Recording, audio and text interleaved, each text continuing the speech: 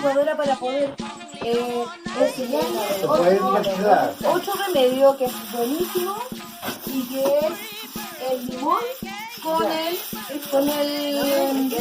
perejil. El limón, este limón entero, usted lo corta.